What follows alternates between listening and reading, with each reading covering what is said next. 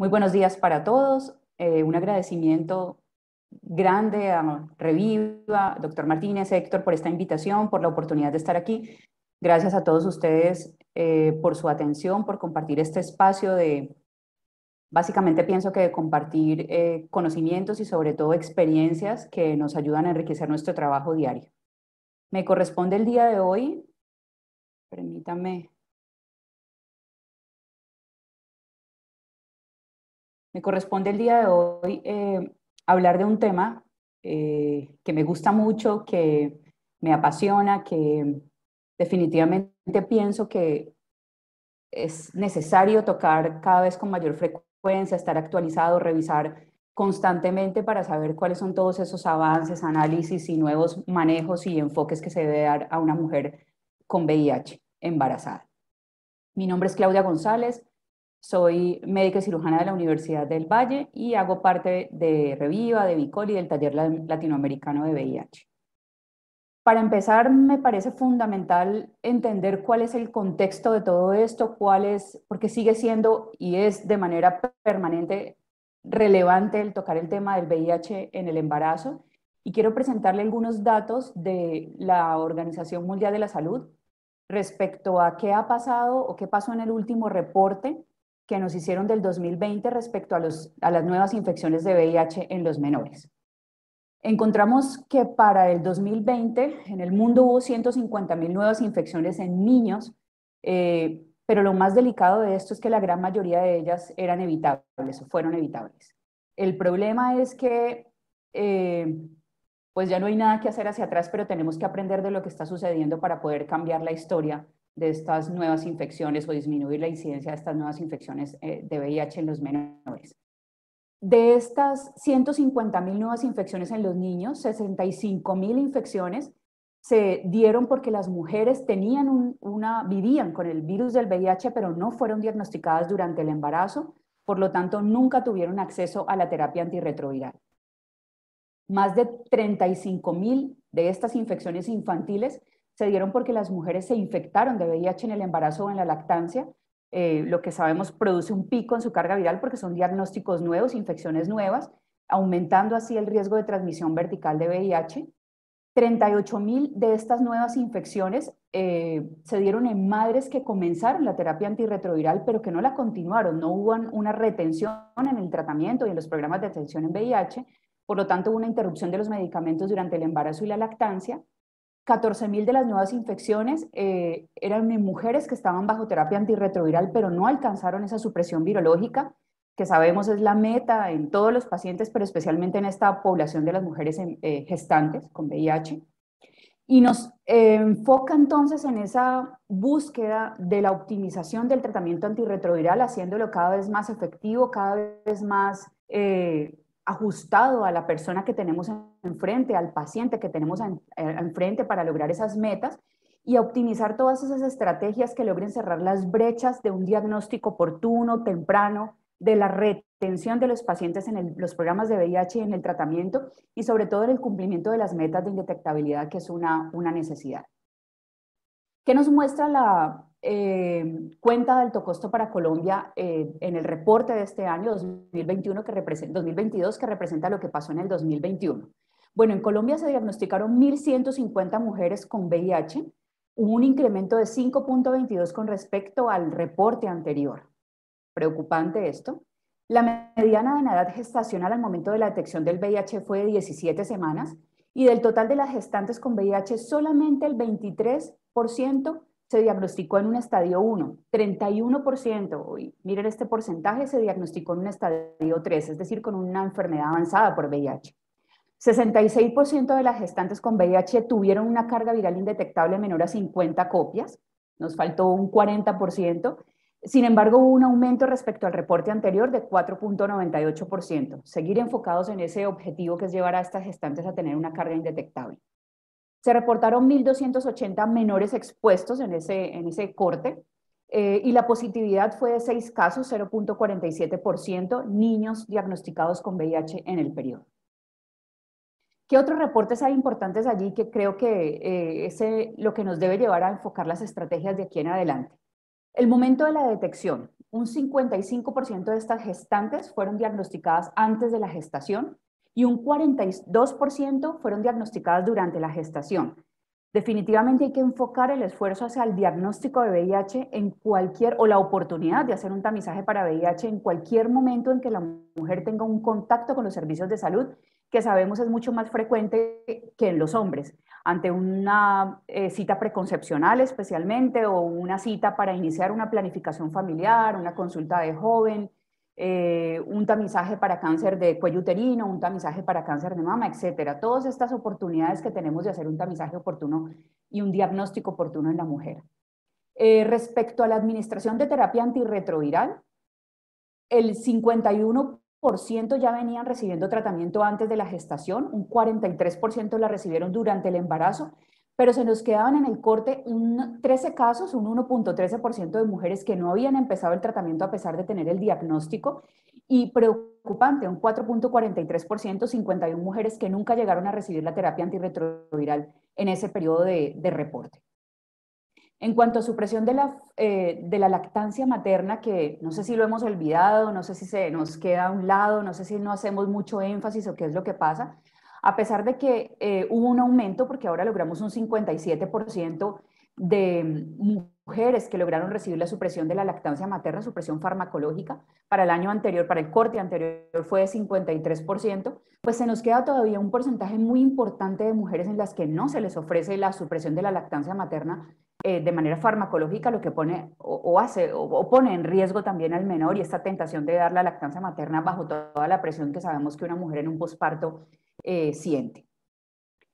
Si bien es cierto, disminuyó el número de niños con diagnóstico de VIH con nuevas infecciones respecto al reporte anterior, que fue de 14 y en este 6, con esa positividad de la que hablábamos, pues preocupa mucho que estas nuevas infecciones, tanto para la población general como para los menores con diagnóstico de VIH y las gestantes, está concentrada en la región Caribe, o es mucho más prevalente en la región Caribe. Un 66.67% de estos niños positivos para VIH son de esta región. Y se confirma pues que el tratamiento antirretroviral más utilizado en nuestra población en estos niños con diagnóstico de VIH es el abacavir, lamivudina y el lopinavir, ritonavir. Quiero que revisemos un caso clínico, un caso de la vida real, que creo que muchos de ustedes han vivido, y que a través del desarrollo del caso clínico pues vamos hablando de la evidencia científica que tenemos y con la que contamos al día de hoy para hacer el manejo eficaz y el manejo correcto de una gestante con VIH. Se trata de una mujer de 18 años, originaria y procedente de Tumaco, Nariño, afiliada al régimen subsidiado, en unión libre desde hace aproximadamente un año y medio, con una pareja serodiscordante, importante ese dato. Ocupación ama de casa, estudió hasta 9º grado, este es su primer embarazo. Estos son datos de la historia clínica inicial, se los pongo así, ahora vamos a mirar que no era su primer embarazo. Raza negra y etnia afrocolombiana, con un embarazo no planeado, sin embargo aceptado tanto por ella como por su pareja. Con una pobre red de apoyo, pues ya se imaginarán las condiciones socioeconómicas, demográficas y demás a las que rodean este caso clínico. Esta señora consulta en marzo del año pasado al hospital de Tumaco porque tiene un sangrado vaginal. Ella tenía una prueba de embarazo positiva, no había iniciado sus controles prenatales, pero pues sabía que estaba en embarazo, y empieza a sangrar, por lo que consulta al hospital de Tumaco. Allá hacen un diagnóstico de un aborto incompleto, se le indica que debe ser llevada a un legrado. Sin embargo, la paciente no lo acepta. Adicional a eso se hace el tamizaje para VIH, que fue positivo, confirma el diagnóstico, y entonces son dos situaciones que se le presentan a esta paciente de 18 años, iba a decir menor de edad porque estaba muy cercana a eso, pero 18 años, bueno, ya es considerada mayor de edad. Una mujer con un primer embarazo que acaba de perder, con un aborto incompleto, pero adicional a eso le estamos diciendo que tiene VIH. Bueno, la señora en compañía de su esposo deciden firmar alta voluntaria y la paciente se pierde el seguimiento y no sabemos qué pasó con ella hasta mayo 28 del 2021, cuando la paciente es vista por primera vez en la consulta médica de un programa de atención en VIH, porque pues fue remitida por estas pruebas que se tomaron en marzo. Miren el tiempo que pasó entre las primeras pruebas y el primer contacto que tuvo con un programa. Se presenta sin una ecografía, solamente con una prueba de embarazo reciente de más o menos 8 o 10 días antes, una prueba de embarazo positiva. El médico muestra algunas dudas respecto al enfoque de si está embarazada. Definitivamente todo esto fue por el aborto que tuvo la paciente. Ella no da una información clara, es muy mala informante, asiste sola o responde sola a la teleasistencia porque fue una consulta a través de teleasistencia. Sin embargo, se decide enfocar como una paciente embarazada con VIH y se formula la terapia antirretroviral. Sin embargo, hay muchas dudas en la paciente y a través de una teleasistencia mucho más marcadas. Por lo tanto, la paciente nunca empezó la terapia antirretroviral. Solamente hasta el mes de julio, ante la búsqueda activa, bueno, y estas consultas por teleasistencia y la insistencia de que debía cumplir con el ordenamiento, el 13 de julio se hace una primera ecografía donde muestra un embarazo de 9.1 semanas, es decir, que es una paciente que tuvo un aborto, pero la paciente, al haberse perdido el sistema de salud, no se le ofreció un método de planificación, no se pudo hacer una planeación clara como se tenía que hacer de un próximo embarazo, y nuevamente ella se embaraza, 9.1 semanas al 13 de julio. Se toman los primeros exámenes el 15 de julio, uno CD4 270 células, una carga viral de 1540 copias, y el médico, y quiero que pensemos un poco en esto, en la fecha que estamos viendo el caso clínico, el médico dice en su historia clínica, escribe que como la paciente tiene una carga viral menor a 5000 copias, debe hacerse un Western blot para confirmar el diagnóstico y completar el algoritmo. Sin embargo, también le expresa a la paciente que posiblemente no hay un diagnóstico de VIH, lo que genera muchas más dudas en una paciente ya de base confundida. La paciente, el médico nuevamente formula la terapia antirretroviral con tenofovir, emtricitabina, tazanavir. Pensemos también en ese primer esquema que se decidió empezar en esta gestante que tenía tantas dudas en su cabeza. Bueno, y esa es la parte, los datos generales y de inicio de las consultas. Mayo, junio, julio, agosto y septiembre, todas intervenciones por teleasistencia, y creo que la pandemia nos cambió la modalidad y nos abrió a nuevas modalidades para atender a nuestros pacientes en circunstancias difíciles. Sin embargo, nos está pasando una factura grande y creo que a todos les pasa. Coincidimos en esto, en que se nos están pasando cosas, necesitamos volver a valorar a nuestra población de manera presencial. Esta señora solo tuvo un contacto presencial con el médico hasta octubre, varios meses después de su remisión al programa.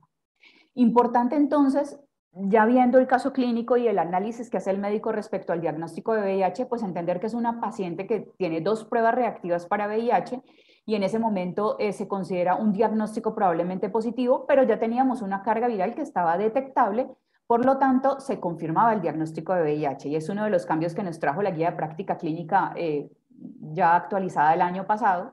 Sabemos que con esas 2 primeras pruebas debimos tomar la muestra para carga viral y para genotipo, especialmente si no se iba a empezar un tratamiento con inhibidor de integrasa, e iniciar la profilaxis para la transmisión materno-infantil. Pero con esa carga viral menor de 5000 copias, pues ya tenemos un diagnóstico positivo para VIH y había que dar una mayor educación y claridad a la gestante para poder enfocar un poco más en estos riesgos y prevenirlos e impactarlos un poco más para lograr mejores resultados.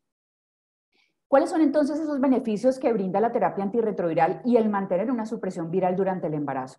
Por supuesto, mejorar y mantener la salud materna, disminuir ese riesgo de transmisión materno-perinatal de VIH en todas las diferentes etapas. Entre más temprano se haga un diagnóstico, menor probabilidad hay de tener una transmisión perinatal, porque disminuimos esa viremia durante todas las etapas, en útero, durante el trabajo de parto, durante el parto y por supuesto durante la lactancia. Y un punto importante y en el que les pediría que siempre tuviéramos presente y que en la práctica pienso que produce un impacto importante en las personas, y es que al hablarles de la indetectabilidad y esa meta de lograr suprimir la viremia, se disminuye y se previene esa transmisión del VIH a la pareja serodiscordante, impacta, y es algo que liga y anima a la persona a llevar una terapia antirretroviral de una mejor manera, incluso no pensando en sí mismo, sino en su pareja que es serodiscordante, y por supuesto pues involucrar a la pareja. No perder de vista que el mayor predictor para la transmisión materno-infantil es tener una carga viral materna alta. Estas son las diferentes tasas encontradas en esta revisión. Cuando no se inicia una terapia antirretroviral, ¿qué pasa con la transmisión perinatal? Y vemos que en África llega a ser de 25 a 40%, en Estados Unidos de 16 a 30%, en Europa del este 15 a 30%, en Asia del 13 al 48%. Esta es la transmisión perinatal. pero si empezamos una terapia altamente efectiva, esa transmisión disminuye a menos del 1% o hasta el 2%, pero este punto es bien importante, y es que si una mujer sabe de su diagnóstico antes de la concepción y llevamos a la mujer a una carga viral indetectable para después sí embarazarse, pues los valores son mucho menores al 1%, y es el foco en el que tenemos que hacer énfasis. ¿Qué debemos considerar entonces al elegir la terapia antirretroviral? Recordemos que en nuestro caso se empezó tenofovir, emtricitabina, tazanavir, ritonavir, que es creo lo que hacemos la gran mayoría de los programas de atención de las gestantes, o si no, terapias basadas en efavirenz. Existen factores propios del embarazo que hay que considerar, pero también factores individuales de la mujer que tenemos enfrente que hay que considerar. De los factores propios del embarazo, todos esos potenciales efectos teratogénicos y eventos adversos para el feto y para el recién nacido. Ya aquí, si ven, incluimos el recién nacido también, porque ahora les voy a mostrar qué evidencias o qué cosas nuevas encontramos respecto al impacto que tiene la terapia antirretroviral o la exposición a terapia antirretroviral y el recién nacido en su primer año de vida. La experiencia con el uso de los medicamentos durante la gestación, los cambios farmacocinéticos propios del embarazo y los potenciales eventos adversos relacionados con medicamentos también para la madre. No pensamos solamente en los efectos para el feto y para el recién nacido, también para la madre. Y de los factores propios del individuo, de la mujer, hablamos de las interacciones medicamentosas, y si ven, la historia clínica que les traigo es corta, del caso clínico que estamos revisando. Asimismo, no se habla, por ejemplo, de comorbilidades, medicamentos que toma la gestante, que se le ha formulado en un control prenatal y que pudiera interferir con los medicamentos antirretrovirales, y otras cosas que se tienen que tener en cuenta en estas embarazadas. La historia de resistencia a medicamentos y exposiciones previas a terapias antirretrovirales, las comorbilidades de la gestante, la adherencia que ha tenido si ya viene en terapia antirretroviral, o todos esos factores adicionales que pueden impactar la adherencia a futuro, la conveniencia de uno u otro esquema antirretroviral. Tener en cuenta que para enfocar esa terapia tenemos guías, pero las guías son eso, las guías son guías. Son basadas en evidencia, nos dicen cuáles son las mejores opciones con todo ese soporte científico de terapia antirretroviral para una gestante, pero son guías y tenemos que individualizarlas y mirar específicamente cuál es la más conveniente, la más eficaz, la que puede llevar a una mejor tolerabilidad en la gestante con todo lo que implica estar embarazada, y que puede hacernos más fácilmente lograr esos objetivos de indetectabilidad y de disminución del riesgo de transmisión perinatal. Rápidamente recordamos que nos dice la guía de práctica clínica en su actualización del año pasado, en la recomendación 14, pues uno, que hay que empezar la terapia antirretroviral lo antes posible. Sabemos que con 2 pruebas reactivas tenemos que empezar los medicamentos, y las terapias antirretrovirales o los regímenes preferidos están basados en inhibidores de integrasa como dolutegravir y raltegravir, en asociación con tenofovir disoproxilo o abacavir lamivudina. Nuestras guías no incluyen en estas recomendaciones de inicio para las gestantes, de inicio de terapia antirretroviral para una gestante, el TAF, el tenofovir alafenamida. Sin embargo, más adelante vamos a ver que otras guías internacionales sí lo incluyen, porque ya existe suficiente evidencia de que sus niveles séricos son efectivos, no hay ninguna disminución ni ninguna diferencia, por lo tanto no hay una contraindicación para el uso de tenofovir alafenamida en una mujer embarazada. Como regímenes alternativos, para nosotros, la guía de práctica clínica nos dice que la tazanavir, ritonavir y el darunavir, ritonavir son los medicamentos de elección asociados, por supuesto, a tenofovir, emtricitabina o abacavir, lamivudina. Siempre recordar, y es un error que vemos con mucha frecuencia, que a las pacientes con darunavir no se les ajusta la dosis. Se les deja darunavir de 400 miligramos, no se deja el darunavir de 600 miligramos cada 12 horas, asociado al ritonavir 100 miligramos cada 12 horas, que por todos esos cambios farmacocinéticos que vamos a ver más adelante, pues son necesarios. Otro error frecuente que vemos es que en algunos programas tenemos pacientes a los que hemos decidido utilizar el atazanavir sin potenciador, sin ritonavir, y cuando están embarazadas, estamos hablando de pacientes previamente expuestas, por supuesto, cuando se presenta la gestación, pues no hacemos el ajuste al atazanavir potenciado, lo cual es una necesidad.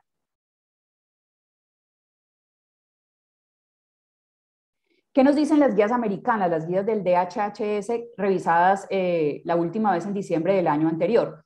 Los regímenes preferidos, basados también en abacavir-lamivudina, pero como les comentaba, incluyen TAF, tenofovir alafenamida, y siguen incluyendo el tenofovir disoproxilo con lamivudina o con emtricitabina, asociados a inhibidores de integrasa como dolutegravir o raltegravir. En cuanto a los inhibidores de proteasa, también incluye como esquemas preferidos el atazanavir y el darunavir, también con la consideración que se tiene del darunavir de 600 miligramos cada 12 horas, y vamos a ver alguna recomendación que hay respecto al atazanavir. Y como terapias alternativas, la lamivudina acidudina, por supuesto, en casos muy específicos, muy especiales, y el uso de Favirenz, que ya nuestra guía no lo tiene, y la rilpidina la incluye, sin embargo, con unas recomendaciones muy especiales, y es que no se debe utilizar en maternas o pacientes que tengan más de 100.000 copias en su carga viral pretratamiento y CD4 menores a 200, tampoco se debe utilizar en asociación con inhibidores de proteasa, y definitivamente hay muy poca experiencia en el embarazo, por lo tanto, pues no es la terapia de elección, y si se decide utilizar la rilpivirina por alguna razón, definitivamente se tiene que hacer una monitorización mucho más estrecha de la carga viral. Siempre recomendarlo con alimentos. El DHHS también dice que no hay datos suficientes, por lo tanto no hay una recomendación para el uso de Victegravir y de Doravirina, tampoco de Ivalizumab. Sabemos que Victegravir pues no habría ninguna razón para que no funcionara, pero faltan datos adicionales que muy seguramente en corto o mediano plazo los vamos a tener para pues, poder utilizarlo en gestantes, pero por ahora no está recomendado. O no hay datos suficientes, y no se recomiendan en definitiva todas las combinaciones que tengan que ver con cobicistat o los medicamentos inyectables de larga acción como cabotegravir con rilpivirina. Algunos de estos medicamentos que están enumerados aquí, enlistados aquí, la etravirina, el lopinavir ritonavir, el maraviroc, la nevirapina y el T20, solamente se deben utilizar bajo circunstancias muy específicas durante el embarazo, no son de elección ni siquiera como alternativas. Y definitivamente pues sabemos que muchos de ellos requieren unos requisitos especiales como el maraviroc y el T20, pero no son recomendados para inicio en una mujer embarazada. ¿Qué nos dice la Organización Mundial de la Salud? Un año antes o a principios del año anterior, definitivamente había una alerta todavía respecto al uso de dolutegravir, que vamos a mirar más adelante por esta asociación con los defectos del tubo neural, pero para julio o mediados del año anterior, 2021, ya definitivamente después de revisar toda la evidencia, no se encuentra esta asociación del dolutegravir con los defectos del tubo neural, por lo tanto se incluye como esquema preferido para todas las personas adultas, incluyendo las gestantes, como terapia preferida, dolutegravir asociado con tenofovir lamivudina o tenofovir emtricitabina, y como alternativa la terapia con efavirenz. La Organización Mundial de la Salud sí deja el efavirenz como una terapia alternativa asociado con el mismo backbone. No incluye el TAF, el tenofovir alafenamida, dice que es solamente para pacientes con osteoporosis establecida o que tengan algún grado de disfunción renal. Vamos a desglosar un poco todos estos factores que hay que considerar a la hora de elegir la terapia antirretroviral, y vamos a mirar un poco los cambios farmacocinéticos. Entonces existen cambios fisiológicos que se alteran durante el embarazo y que afectan la absorción, la distribución, el metabolismo y la excreción de diferentes medicamentos, y que tenemos que tener en consideración desde el inicio de la gestación para no llevarnos sorpresas más adelante porque no logramos las metas de indetectabilidad. Definitivamente el vaciamiento gástrico está aumentado en el tiempo, es mucho más lento, y esto es el resultado del aumento de la progesterona. Lo mismo pasa con la motilidad intestinal, y eso afecta las concentraciones máximas y el T máximo de muchos medicamentos. El pH gástrico se incrementa, lo que afecta la absorción de varios de los medicamentos, y por supuesto hay más náuseas y vómito, lo que también puede afectar la biodisponibilidad de los medicamentos. La distribución del tratamiento se ve afectada porque hay un aumento en el volumen intra y extravascular. Esto hace que haya un cambio en la albúmina y en la posibilidad de la unión a la albúmina. Está disminuida en las maternas, y eso aumenta las porciones, los fragmentos libres de medicamento, las porciones libres de medicamento tanto en la madre como transplacentarias. Hay hormonas placentarias y esteroideas que también desplazan estos sitios, mejor dicho, ocupan los sitios de unión a la albúmina y desplazan la unión de ciertos medicamentos, lo que aumenta esas fracciones libres. Y la alfa-1 ácido glicoproteína, que tiene un papel fundamental en la unión a medicamentos. Algunos medicamentos, especialmente favorecen inhibidores de proteasa, está disminuida, lo que aumenta esa fracción libre también. Respecto al metabolismo, pues hay enzimas inductoras e inhibitorias que están afectadas por los estrógenos y la progesterona, lo que impactan la biodisponibilidad de los medicamentos, y hay colestasis secundaria a estrógenos, lo que disminuye la excreción renal de algunos medicamentos. Hay un aumento en el flujo sanguíneo renal y hay un aumento en la filtración glomerular. Miren los porcentajes tan importantes, 25-50% y más del 50% para la filtración glomerular, lo que aumenta la eliminación o la excreción renal de algunos medicamentos y disminuye pues su disponibilidad. Específicamente el DHHS las guías del DHHS tienen un aparte muy, diría yo, muy didáctico, donde nos dice con los medicamentos más ampliamente utilizados en el embarazo, qué precauciones hay que tener. Y nos habla de la tazanavir ritonavir. Nos indica que hay un descenso en esas concentraciones durante el embarazo y que podría verse potenciado por el uso concomitante de tenofovir y de los antagonistas de los receptores H2, que como vamos a ver son medicamentos que utilizamos con mucha frecuencia en estas gestantes que presentan acidez, gastritis, molestias gastrointestinales. Se ha visto que el uso de la tazanavir a dosis de 400 miligramos asociados al ritonavir con las comidas, es un aumento en la dosis en el segundo y tercer trimestre de gestación, resulta en concentraciones que son equivalentes a las de una persona que no esté en embarazo, un adulto no gestante. Por lo tanto, uno pensaría que hay que hacer ese ajuste de dosis. Sin embargo, algunos expertos recomiendan ajustar la dosis de la tazanavir en segundo y tercer trimestre del embarazo, pero el laboratorio no lo recomienda, excepto en mujeres ampliamente experimentadas a terapia antirretroviral, cuando hay uso concomitante de tenofovir o cuando necesariamente se tiene que utilizar los antagonistas de receptores H2.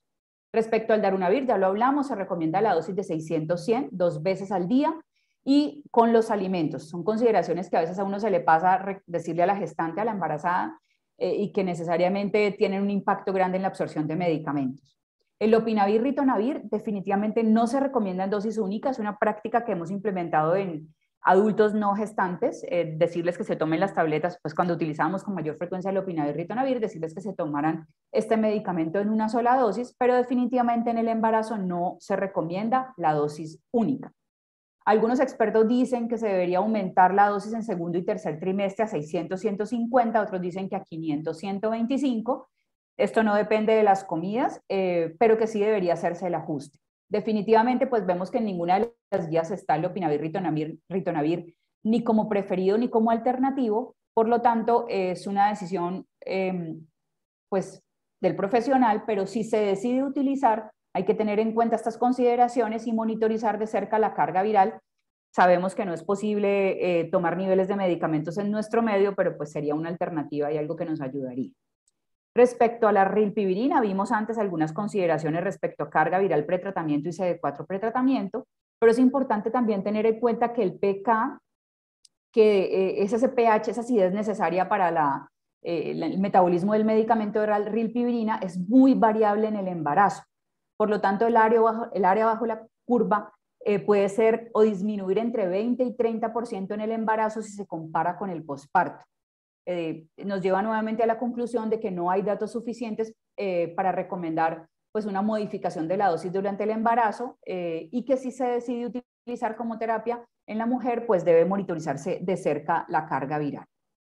Respecto a los inhibidores de integrasa, no hay evidencia que haya cambios en sus concentraciones que vayan a afectar la efectividad del tratamiento, por lo tanto no hay que hacer ningún ajuste de dosis, ni con dolutegravir, ni con raltegravir, y sabemos que el elvitegravir, al estar asociado con cobicistat, no lo vamos a utilizar.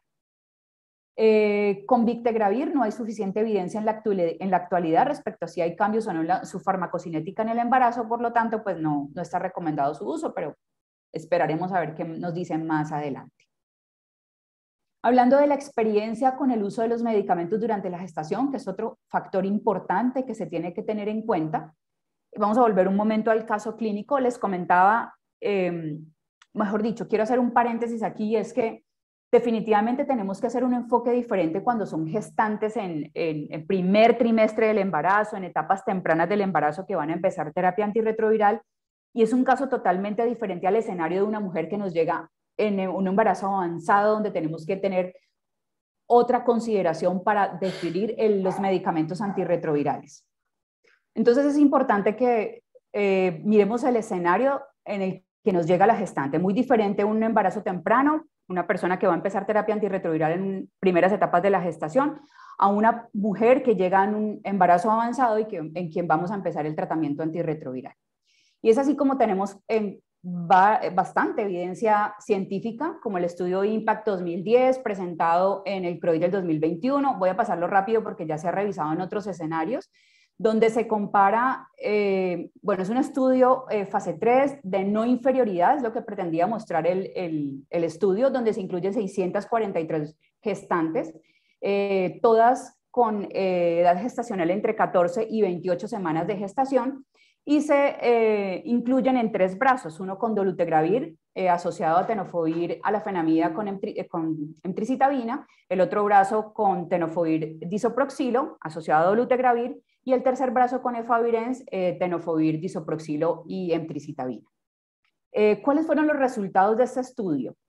Bueno, si vemos el primer gráfico, vemos que para llegar a la indetectabilidad, teniendo como definición menos de 200 copias, haciendo un seguimiento en el posparto a 50 semanas, no hubo ninguna diferencia entre el brazo que incluía dolutegravir con las diferentes combinaciones comparado con el brazo de efavirenz con tenofovir disoproxilo. Es exactamente igual, es decir, no hay inferioridad de ninguno de los dos esquemas, los dos esquemas son buenos. Recuerden que estamos hablando de gestantes entre la 14 y semana 28 de gestación, no más allá de la semana 28. 96.3 y 96.4 de indetectabilidad, sin diferencia. Pero hay algo importante que se encontró en este estudio, y es que en un seguimiento que se hace, sí hubo mayor tasa de falla virológica en el brazo de efavirenz, siendo 10.4, y en los otros dos combinaciones con dolutegravir no pasaba del 5%, algo que hay que tener en consideración, sobre todo en nuestras gestantes que tienen otros factores que afectan la adherencia y tolerabilidad de los medicamentos, y donde queremos buscar medicamentos un poco más seguros, con mayor barrera genética y sobre todo mejor tolerados en esta etapa. Nos presentaron también en el CROI del 2021 el Dolphin 2, los resultados finales de este estudio. Es un estudio que incluyó 268 mujeres, donde se quería revisar qué pasaba en el comparativo de dolutegravir y efavirenz con el backbone asociado, 2 inhibidores de nucleócidos asociados, y básicamente lo que se encuentra en este estudio, querían ver ¿cuál era la velocidad o el tiempo necesario para llevar a una mujer a indetectabilidad en 2 escenarios? Llevarla a menos de 1000 copias y llevarla a menos de 50 copias con los dos esquemas de terapia antirretroviral. Me voy a centrar en el de la derecha para mí, en mi pantalla. Si vemos la línea azul que muestra el resultado con dolutegravir, vemos que el tiempo para lograr una carga viral menor a 1000 copias fue muy rápido, una semana. En una semana teníamos mujeres embarazadas con menos de 1000 copias, mientras con efavirenz nos demoramos alrededor de 4 semanas, 3.7 semanas a 4, para lograr una carga viral menor a 1000 copias. Pero si nos vamos a la gráfica de la derecha, mi pantalla, la posibilidad de tener menos de 50 copias con el brazo de dolutegravir se logró en 4 semanas, muy rápido, mientras que el efavirenz se tardó hasta 12 semanas para tener una carga viral, vemos aquí, alrededor de 12 semanas, para tener una carga viral menor a 50 copias. Nuevamente, el Dolphin 2 mostró que hubo más fallas virológicas, 6.4% en el brazo de efavirenz comparado con el brazo de dolutegravir, que fue de 2.4%. Algo que se me pasó decirles, este estudio Dolphin 2 ya nos hablaba de gestantes, y me devuelvo una diapositiva, nos hablaba de gestantes que tenían más de 28 semanas de embarazo. Por eso, cuando me devolví al caso clínico, hice ese llamado a revisar cuál es el escenario de nuestras gestantes, si es un diagnóstico temprano, si es un diagnóstico tardío, porque esto nos debe llevar a definir cuál va a ser la mejor terapia antirretroviral, dependiendo de las semanas de gestación que tenga nuestra embarazada.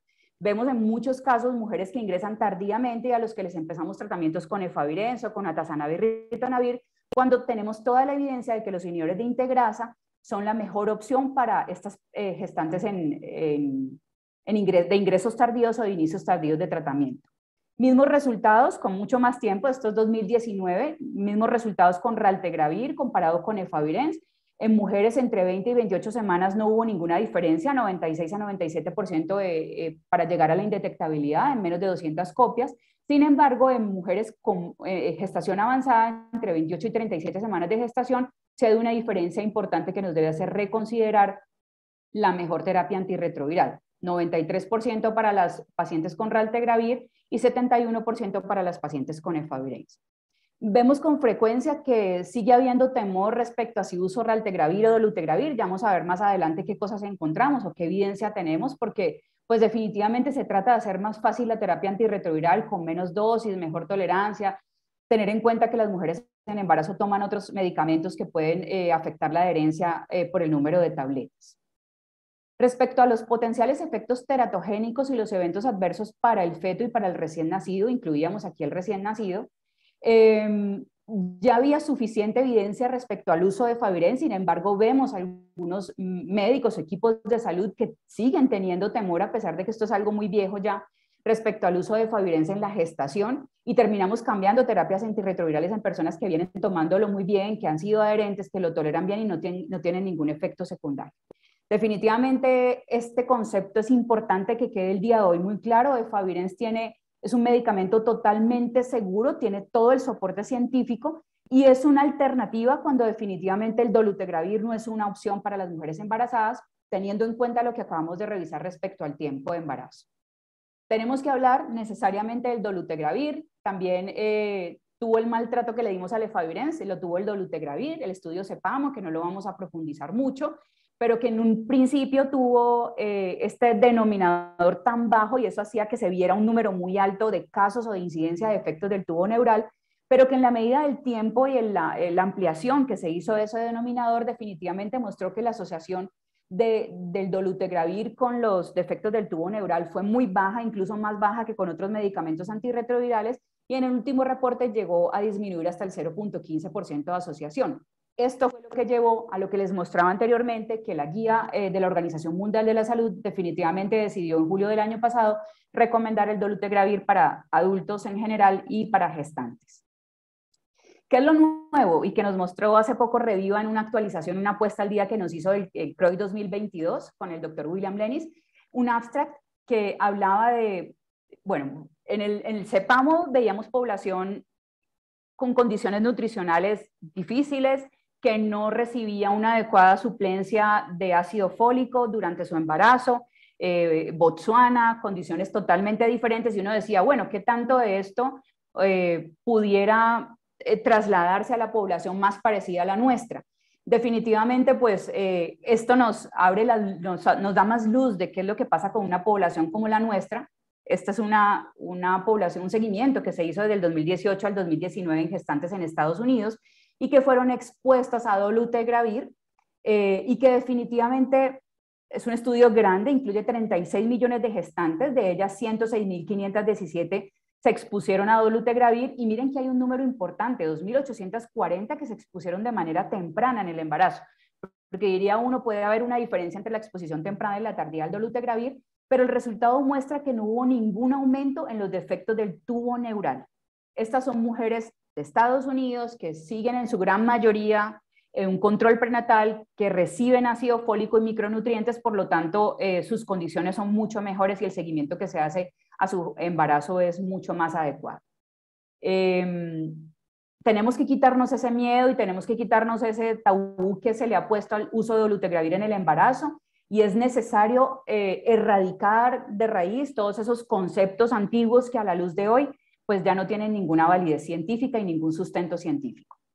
Si hablamos de interacciones medicamentosas y de historia de resistencia a medicamentos previamente y a exposiciones previas a terapia antirretroviral, pues bueno, les traigo aquí la revisión de lo más frecuente que utilizamos en el embarazo, que son los multivitamínicos y el hierro, básicamente. Este cuadro es importante, creo que muchas veces se nos olvida hacer esta revisión. Definitivamente dolutegravir, raltegravir, los inhibidores de integrasa tienen una potencial interacción con multivitamínicos y con hierro. Básicamente lo que sucede, bueno, hay algunas recomendaciones, cuando uno hace la revisión de cuál es esa potencial interacción, no se observa si el hierro y el dolutegravir se ingieren con el estómago lleno, o sea, se borra esa potencial interacción, pero se da una diferencia muy grande si se toman con estómago vacío. Entonces lo que sucede es que el área bajo la curva del dolutegravir y el C máximo, la concentración máxima del dolutegravir, disminuyen, y miren este número tan importante, en un 54, un 57% respectivamente, ambos, para el dolutegravir si se toman el hierro junto con el dolutegravir con estómago vacío, es decir, en un estado de ayuno. Por lo tanto, está totalmente contraindicado ese uso. ¿Qué dicen entonces las recomendaciones? Que el dolutegravir debería tomarse 2 horas antes de ingerir el hierro o 6 horas después de tomar cualquier multivitamínico o el hierro, el sulfato ferroso, suplementos con hierro que pueda tomar la gestante. Muy importante explicarle esto a las embarazadas, muy, muy necesario. Y yo siempre le insisto a los médicos que debemos revisar cualquier interacción medicamentosa con cualquier cosa que tome la gestante, pero miren este cuadro tan sencillo, pero que tiene un enfoque tan específico para una gestante. Con inhibidores de proteasa como atazanavir y darunavir, perdón, no hay ninguna interacción, y con efavirenz y rilpivirina tampoco. Si revisamos estos medicamentos que utilizamos para las molestias gastrointestinales de nuestras gestantes, los antiácidos, los antagonistas H2 y los inhibidores de bomba de protones, vemos que nuevamente con los antiácidos hay una posible interacción con el uso de los inhibidores de los inhibidores de integrasa, perdón, y es que el dolutegravir, como sabemos, se une a cationes divalentes en el tracto gastrointestinal, formando una especie de complejos que hacen mucho más difícil su absorción en el tracto gastrointestinal. Por lo tanto, se disminuye la biodisponibilidad del dolutegravir. Entonces, el antiácido, los antiácidos pueden afectar esa acidez. Pasa también con los multivitamínicos, por lo tanto, no deberían tomarse de manera concomitante.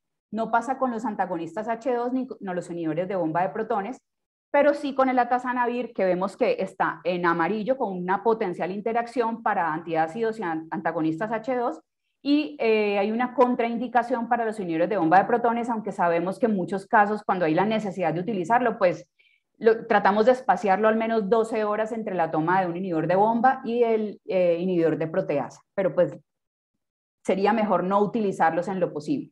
Con darunavir, ritonavir y efavirenz no hay ninguna posible interacción medicamentosa, y con rilpivirina están en amarillo como potencial interacción también los antagonistas H2 y como contraindicación los inhibidores de bomba de protones, por lo que hablábamos ahora del pecado de esa acidez que se requiere para el metabolismo y absorción de la rilpivirina.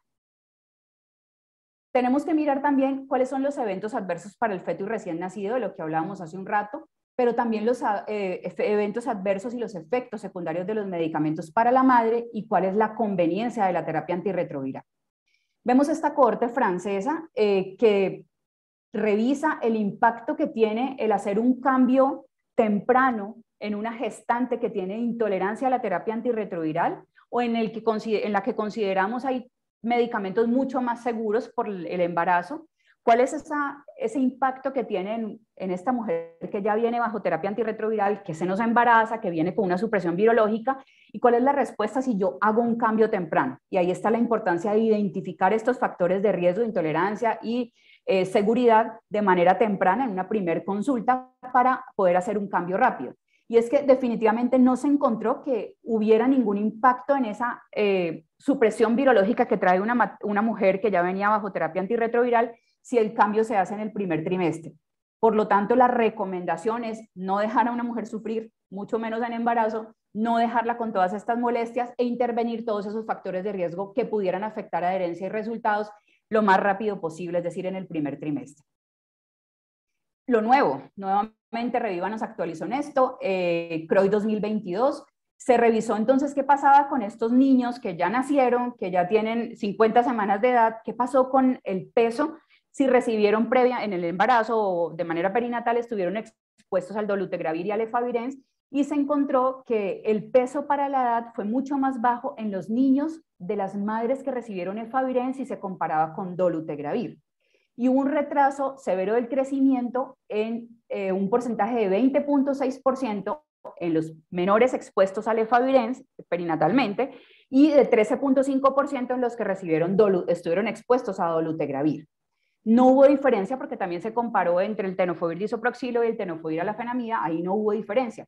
Pero teniendo como base estos resultados, creo que es importante que empecemos a pensar también en qué va a pasar con ese niño, o ese niño cuya madre ha recibido terapias antirretrovirales y hacer la mejor elección para tener los mejores resultados en esos primeros años de vida para un niño que son fundamentales para el crecimiento y su desarrollo. Importante esto, tengámoslo en cuenta, miramos qué va apareciendo más adelante, pero creo que es una evidencia que nos puede cambiar un poco todas estas decisiones terapéuticas en la gestante. Sigamos con nuestro caso clínico. ¿Qué pasó con ella? Difícil su adherencia, como les comentaba inicialmente, poca comprensión de lo que tenía que hacer. Tomamos un nuevo control de exámenes para octubre y eso es un llamado a que hagamos un seguimiento mucho más estrecho de las cargas virales en estas personas, en estas gestantes que identificamos con problemas de adherencia. No esperemos las 8 semanas, no esperemos 3 meses a tener un nuevo control de carga viral porque nos llevamos sorpresas. Encontramos una carga viral mucho más alta, 9.500 copias, unos CD4 que estaban en 352 células. No me voy a enfocar en la serología que inicialmente fue reactiva y se dio tratamiento, solamente vamos a mirar esto de la carga viral. Y nuevamente se trabajó con todo el equipo multidisciplinario, lo que hacemos a diario para mejorar adherencia, pero para diciembre 11 la carga viral estaba en 2.790 copias con una inadherencia de la gestante. Miren que tuvimos oportunidad de intervenir, de hacer cambios de terapia, ya revisamos toda la evidencia de qué tan rápido los inhibidores de integrasa bajan la carga viral, más en una persona con tanto riesgo, qué tanto una tazanavir pudiera estar afectado por los cambios farmacocinéticos que hay en el embarazo, qué tanta tolerancia puede haber a un ritonavir en el embarazo con todo lo que hemos visto, qué otros medicamentos, hierro, multivitamínicos, antiácidos, pudiera estar tomando una gestante, inhibidores de bomba de protones que pudieran interferir con el atazanavir, pero no se hizo ninguna intervención en terapia antirretroviral y se dejó exactamente igual. Esta señora fue llevada a cesárea de urgencia por una preeclampsia, 32.2 semanas de edad gestacional, una recién nacido de sexo femenino, nace el 22 de diciembre, unos 10-11 días después de la última carga viral que tuvimos, y creo que es importante revisar cuál es la interacción y cuál es el canal de comunicación que estamos teniendo nosotros desde los programas donde sabemos qué tipo de paciente estamos atendiendo con los sitios de atención del parto o la cesárea de estas gestantes. Aquí hubo cero comunicación. Quien atendió la cesárea, que fue de urgencia, no tenía el contexto claro de lo que venía pasando por la paciente y mucho menos el resultado de esa última carga viral.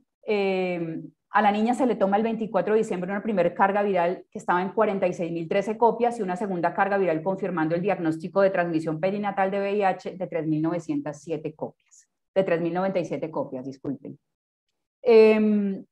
¿Qué es lo preocupante aquí? Que como no se tenía ese contexto de la madre y esas cargas virales, pues a la bebé se le da inicialmente lo que todos entregamos en un kit de atención perinatal, de atención para el parto, que es sidobudina, y aquí pues se había agregado nevirapina, estando totalmente reevaluada esta conducta, y sin tener en cuenta que era una menor de altísimo riesgo de transmisión de VIH.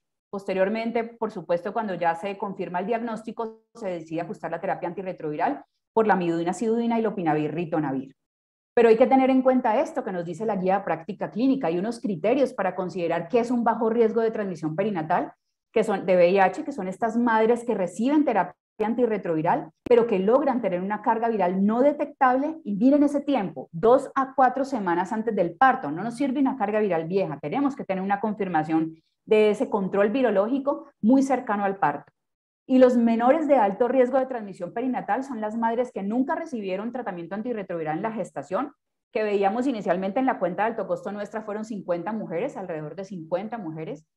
Las madres que solo recibieron la terapia antirretroviral en el momento del parto, las madres que recibieron la terapia antirretroviral pero no lograron tener una carga viral indetectable 2 a 4 semanas antes del parto, quienes tuvieron una infección retroviral aguda en la gestación, o cuando desconocemos el seroestatus en la madre o tiene una prueba positiva en el intraparto, o estos hijos de madres en quienes pues no sabemos nada de ellas, están en situación de restablecimiento de derechos y tienen las primeras pruebas positivas para VIH. Miren que la guía nos dice que es uno o más de esos criterios. Tener muy en cuenta eso, porque necesitamos modificar estos protocolos de entrega de kit a nuestras maternas. Muchas veces lo hacemos entre la semana 28 a 32, nos adelantamos, pero no sabemos realmente en esas últimas etapas del embarazo qué está pasando con la viremia, con la adherencia de las gestantes, y seguimos quedándonos con la entrega de Sidudina y nada más. Y en el mejor de los casos diría yo, Sidudina con nevirapina, pero nada más. En el neonato de bajo riesgo, entonces tenemos que utilizar la Sidudina por 4 semanas, esto ya lo sabemos, pero miren la importancia de empezarlo de manera temprana, las primeras 6 a 12 horas de vida.